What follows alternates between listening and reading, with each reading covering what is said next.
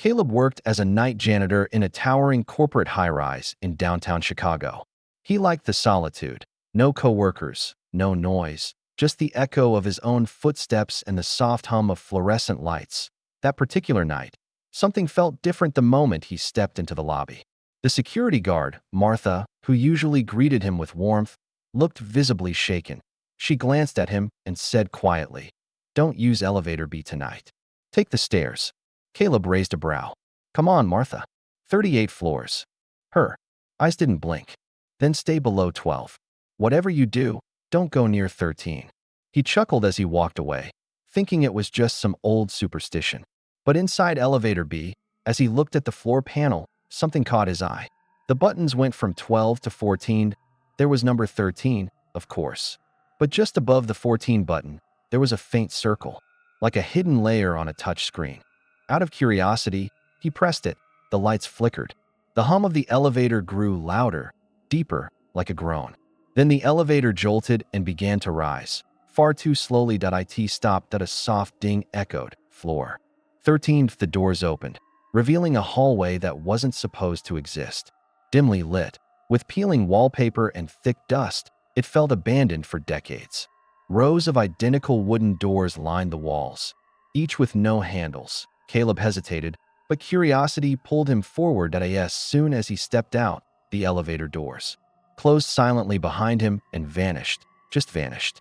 In their place was an empty wall. His phone had no signal. The air was dense, buzzing faintly, like a constant, low whisper. Then, at the far end of the hallway, he saw her. A little girl in a red hoodie, standing perfectly still, facing him.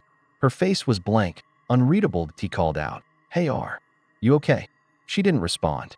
She turned and walked right through one of the handleless doors. Without opening it, he ran after her, only to find the room empty. But it wasn't just empty, it was wrong. The space morphed as he moved. One moment, he was in an office corridor. The next, in a hospital waiting room. Then, his childhood bedroom. Each door he opened showed flashes of his past, his father's hospital bed, his teenage locker, the apartment he lived in now. The rooms didn't belong on floor 13. They belonged to him. And then, at the end of a long corridor, he saw himself, another version of him. Standing, staring back, expressionless. Panic surged in Caleb's chest. He turned to find the elevator again, but where it once stood was a new panel of buttons, none of them familiar. This one counted downward. Floor -1, -2, -3. He pressed 1 in desperation. The elevator doors reopened, and he stepped in, hoping to escape. But each floor below was stranger than the last. One was submerged in ankle-deep water. Another was filled with whispering voices, though no one was there. Caleb finally remembered Martha's warning. Stay below 12. That was the key. Suddenly, the little girl in red appeared again inside the elevator. She looked up at him, her voice soft and strange. "You have to take the stairs," she said. The elevator vanished. He found himself in front of a metal maintenance hatch, leading to a stairwell. He climbed, desperate, each floor warping time and space around him. On floor 9, his childhood dog barked from behind a door. On floor 10, he saw a version of himself giving a TED Talk, but no one applauded. On floor 11, he stood at a wedding altar with a stranger. Each floor showed a version of the life he could have had, or maybe already did. When he reached floor 12, everything stilled. Martha was there, waiting, calm, familiar. "Most people who go to 13 don't come back," she said. "But you faced it. You remembered who you were. That's the only way out."